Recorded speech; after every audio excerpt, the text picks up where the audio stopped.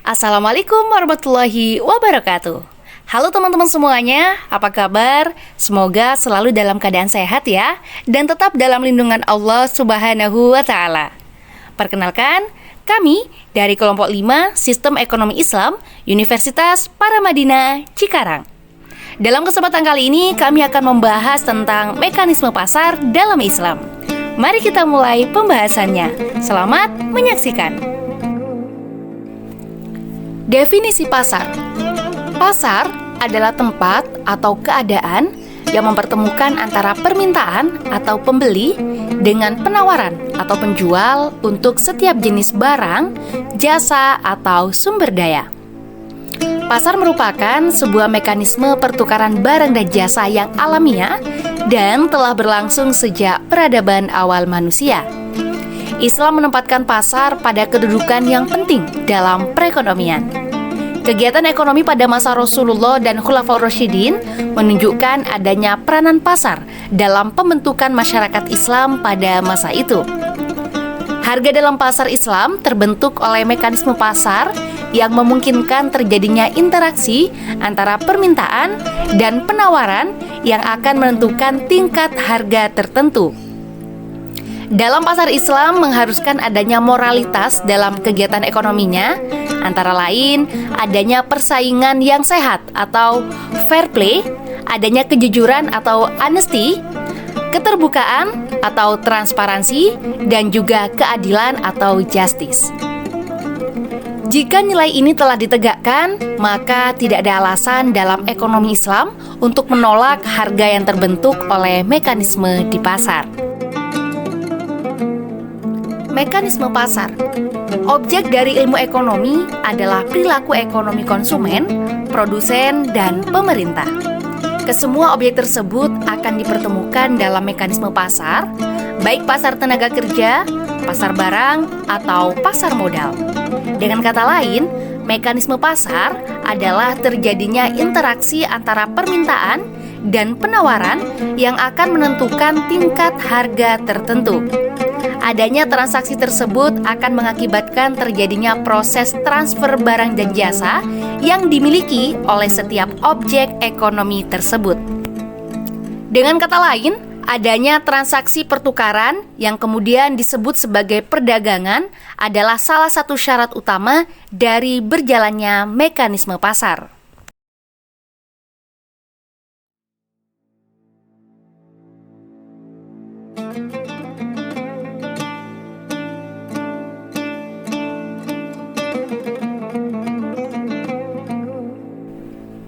Urgensi penerapan mekanisme pasar Islam. 1. Pengaturan harga yang adil. Mekanisme pasar dalam ekonomi Islam memungkinkan harga untuk ditentukan secara bebas oleh penawaran dan permintaan, tetapi dengan tetap mempertimbangkan aspek keadilan. Prinsip keadilan dalam harga sangat penting dalam Islam, sehingga harga tidak boleh dibuat tidak wajar atau merugikan konsumen. 2. Mewujudkan keadilan ekonomi. Mekanisme pasar Islam menekankan keadilan dan kesetaraan dalam transaksi ekonomi. Dengan melarang praktik seperti riba atau bunga, mekanisme ini memastikan bahwa semua pihak mendapatkan keuntungan yang adil dan tidak ada eksploitasi dalam transaksi keuangan. 3. Kepatuhan terhadap syariah.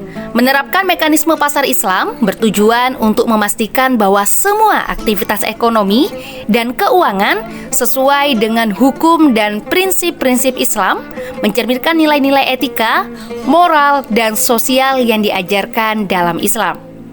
4. Menciptakan stabilitas ekonomi.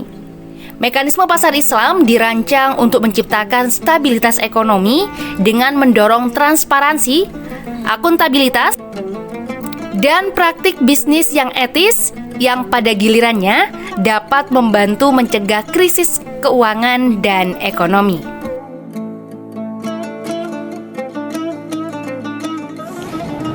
Pendapat para tokoh Islam mengenai mekanisme pasar Islam. Pendapat Abu Yusuf. Abu Yusuf mengakui adanya pengaruh suplai dan demand dalam menentukan harga. Abu Yusuf menentang pengendalian harga yang dilakukan penguasa dan berpendapat bahwa penentuan harga sebaiknya diserahkan kepada kekuatan penawaran dan permintaan. Abu Yusuf juga menekankan pentingnya keberadaan harga dalam transaksi dan memperingatkan agar tidak mengabaikannya karena dapat menimbulkan kerugian di masyarakat. Kedua, pendapat Yahya bin Umar. Yahya bin Umar memiliki pendapat yang sama dengan Abu Yusuf, bahwa penentuan harga harus diserahkan pada interaksi alami antara penawaran dan permintaan di pasar. Namun beliau mengakui bahwa intervensi pemerintah mungkin diperlukan jika kenaikan harga disebabkan oleh manipulasi manusia atau distorsi di pasar. Yahya bin Umar menentang intervensi pemerintah dalam penetapan harga, kecuali ada keadaan tertentu yang memerlukannya. Ketiga, pendapat Imam Al-Ghazali. Pembahasan tentang ekonomi dan pentingnya pasar, beliau mengkritik sistem barter dan menekankan kebutuhan akan pasar sebagai solusi. Imam Al-Ghazali menggambarkan bagaimana petani dan tukang kayu saling memenuhi kebutuhan meskipun memiliki sumber daya yang berbeda. Ia menyatakan bahwa ketidakcocokan kebutuhan ini mendorong pembentukan pasar, tempat di mana individu dapat membeli dan menjual barang sesuai kebutuhan mereka. Imam Al-Ghazali menyadari kesulitan yang timbul dari sistem barter dan menekankan pentingnya perdagangan untuk memfasilitasi pertukaran barang. Imam Al-Ghazali berbicara tentang harga yang berlaku yang dikenal sebagai harga adil atau harga keseimbangan. Imam Al-Ghazali kritis terhadap laba yang berlebihan dan menekankan bahwa laba seharusnya berkisar antara 5-10% dari harga barang. Ia juga menekankan pentingnya kejujuran dalam bisnis dan mengutuk praktik penipuan. Keempat, pendapat Ibnu Taimiyah. Ibnu Taimiyah mendukung gagasan persaingan bebas di pasar dan menentang monopoli praktik dan kolusi antar pedagang. Beliau menekankan pentingnya pengetahuan tentang pasar dan barang, serta perlunya kejujuran dan aturan adil dalam bertransaksi. Ibnu Taimiyah mengutuk pemalsuan produk dan penipuan. Dalam situasi darurat seperti kelaparan, Ibnu Taimiyah merekomendasikan intervensi pemerintah berupa intervensi harga dan memaksa pedagang untuk menjual barang-barang kebutuhan pokok. Ibnu Taimiyah juga menekankan perlunya pasar yang bersih dan adil, bebas dari penipuan dan manipulasi, di mana perilaku pelaku pasar mencerminkan keutamaan dan memberi manfaat bagi orang lain. Terakhir, pendapat Imam Ibnu Khaldun. Harga ditentukan oleh hukum penawaran dan permintaan, kecuali emas dan perak yang berfungsi sebagai standar moneter. Kelangkaan dan permintaan suatu produk menentukan tingginya harga, sedangkan kelimpahan menyebabkan rendahnya harga. Teori nilai didasarkan pada tenaga kerja, dan harga terdiri dari 3 elemen, yaitu upah, keuntungan, dan pajak. Harga juga dipengaruhi oleh faktor-faktor seperti kondisi cuaca yang dapat mempengaruhi ketersediaan pangan. Mekanisme pasar Islam. Dalam konsep ekonomi Islam, harga dilakukan oleh kekuatan-kekuatan pasar, yaitu kekuatan permintaan dan kekuatan penawaran. Dalam konsep Islam, pertemuan permintaan dengan penawaran tersebut haruslah terjadi secara sukarela. Tidak ada pihak yang harus dipaksa untuk melakukan transaksi pada tingkat harga tersebut. Di mana dalam Al-Quran surat An-Nisa ayat 29 dinyatakan, "Hai orang-orang yang beriman, janganlah kamu saling memakan harta sesamamu dengan cara batil, kecuali dengan jalan penyiagaan yang berlaku dengan suka sama suka di antara kamu. Dan janganlah kamu membunuh dirimu, sesungguhnya Allah Maha Penyayang kepadamu." Dalam ekonomi Islam terdapat monopoli, duopoli, dan oligopoli, di mana artiannya hanya ada satu penjual, dua penjual, atau beberapa penjual, tidak dilarang keberadaannya, selama mereka tidak mengambil keuntungan di atas keuntungan normal. Ini merupakan konsekuensi dari konsep yang dirumuskan oleh para ahli fikih sebagai the price of equivalent. Larangan dalam pasar Islam. Dalam mekanisme pasar Islam, terdapat beberapa larangan atau prinsip-prinsip yang harus diikuti untuk menjaga integritas dan keadilan dalam transaksi ekonomi. Prinsip-prinsip ini berasal dari hukum syariah Islam dan melibatkan aspek moral, etika, serta nilai-nilai agama. Beberapa larangan utama dalam mekanisme pasar Islam meliputi: yang pertama, riba, bunga atau suku bunga. Riba adalah praktik yang dilarang dalam Islam, di mana pemberian atau penerimaan bunga atau suku bunga dalam transaksi uang atau hutang adalah haram atau terlarang. Transaksi yang mengandung unsur riba dianggap tidak sah dalam Islam. Sebagai gantinya, Islam mendorong prinsip berbagi risiko dan keuntungan dalam transaksi ekonomi. Yang kedua adalah maisir atau perjudian. Praktik perjudian atau spekulasi yang berlebihan dilarang dalam Islam. Transaksi yang mengandung unsur maisir atau perjudian dianggap tidak sah.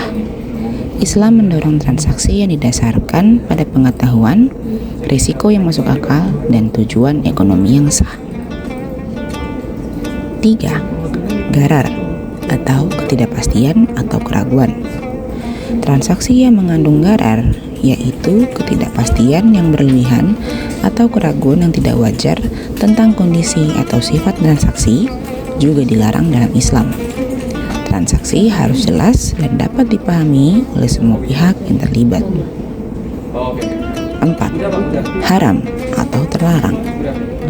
Produk atau usaha yang melibatkan barang atau aktivitas yang dilarang dalam Islam seperti alkohol, daging babi, perjudian, atau industri yang tidak etis juga dilarang dalam mekanisme pasar Islam. Transaksi yang melibatkan barang-barang haram atau hasil usaha yang tidak sah dianggap tidak sah. 5. Penipuan atau kebohongan. Kejujuran dan integritas dalam bisnis sangat ditekankan dalam Islam.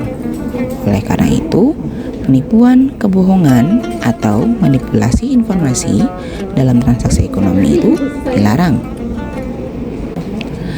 6. Monopoli atau eksploitasi. Monopoli atau eksploitasi dalam pasar yang mengarah pada pengambilan keuntungan berlebihan atau penindasan konsumen juga dihindari dalam mekanisme pasar Islam. 7.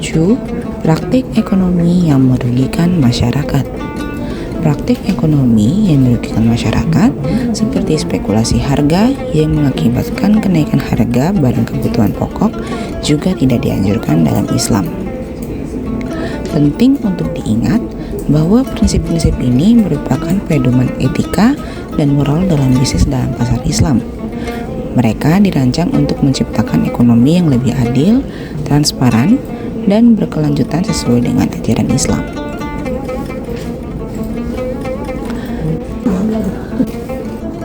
Intervensi pasar. Dalam konsep ekonomi Islam, cara pengendalian harga ditentukan oleh penyebabnya. Bila penyebabnya adalah perubahan pada genin demand dan genin supply, maka mekanisme pengendalian dilakukan melalui market intervention. Sedangkan jika penyebabnya adalah distorsi terhadap genin demand dan genin supply, maka mekanisme pengendalian dilakukan melalui penghilangan distorsi, termasuk penentuan price intervention untuk mengembalikan harga pada keadaan sebelum distorsi. Market intervention tidak selalu diartikan pemerintah menambah jumlah ketersediaan barang. Ia juga berarti menjamin kelancaran perdagangan antar kota. Penawaran jalur perdagangan antar kota akan menyebabkan pasokan barang berkurang atau secara grafis kurva penawaran bergeser ke kiri. Intervensi pemerintah dalam mengatasi terganggunya jalur perdagangan akan membuat normal kembali pasokan, yang secara grafis digambarkan dengan kurva penawaran yang bergeser ke kanan. Intervensi harga dalam Islam. Dalam ekonomi konvensional, praktek monopoli biasanya dikecam sebagai bentuk persaingan yang tidak sehat. Di Amerika Serikat misalnya, sejak tahun 1890 telah diberlakukan Sherman Act yang menyatakan setiap usaha monopoli atau usaha menangkap perdagangan adalah ilegal. Kemudian diikuti oleh Federal Trade Commission Act dan Clayton Act pada tahun 1914, Robinson Patman Act tahun 1976, Shiller-Kefauver tahun 1950, Hart-Scott-Rodino tahun 1976, dan seterusnya.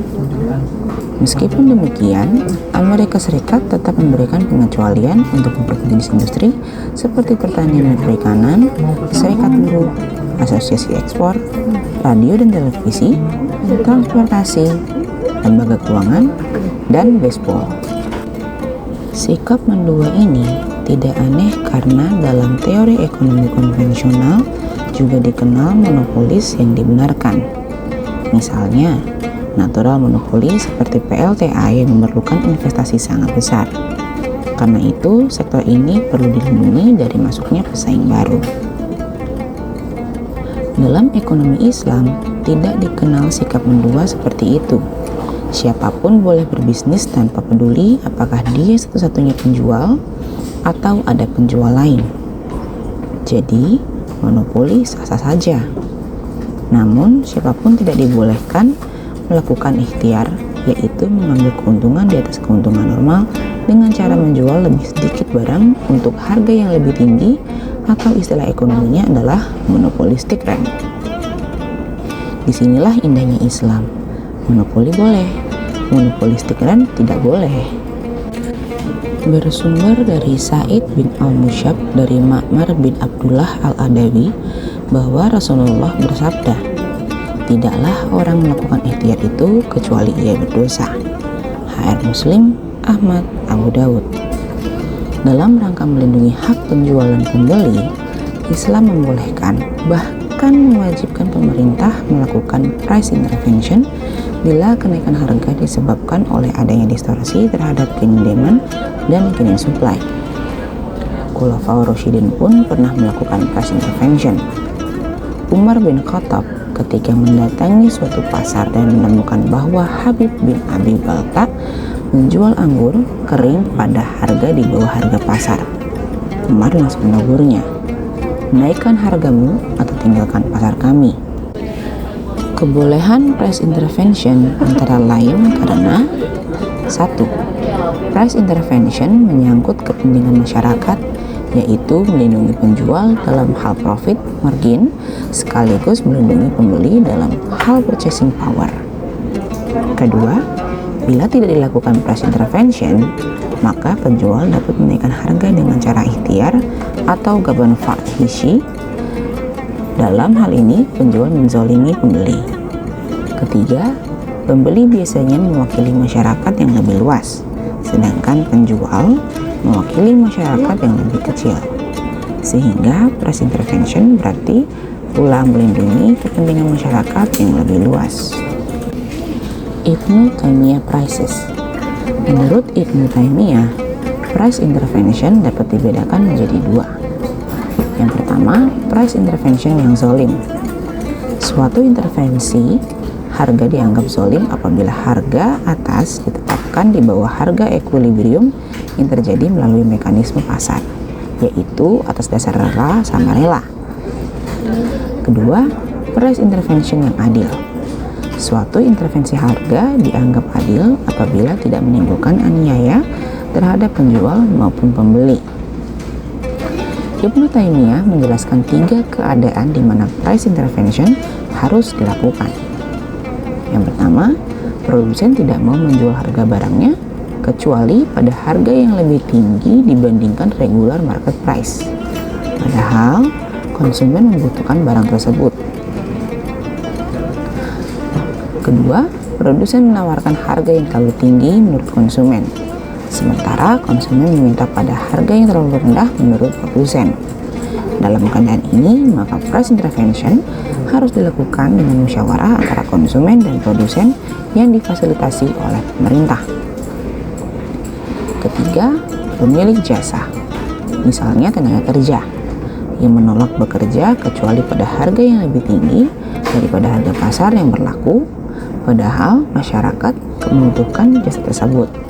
Maka pemerintah dapat menetapkan harga yang wajar dan memaksa pemilik jasa untuk memberikan jasanya. Demikian presentasi kami mengenai mekanisme pasar dalam Islam.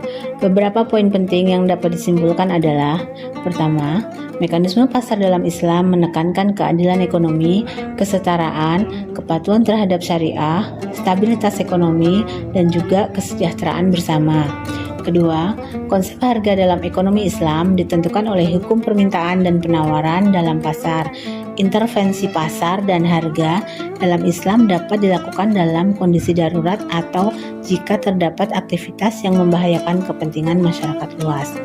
Ketiga, para tokoh Islam seperti Abu Yusuf, Yahya bin Umar, Imam Al-Ghazali, Ibnu Taimiyah, dan Imam Ibnu Khaldun memiliki pendapat dan pandangan yang berbeda terkait mekanisme pasar Islam, tetapi tetap mengedepankan prinsip keadilan di dalamnya.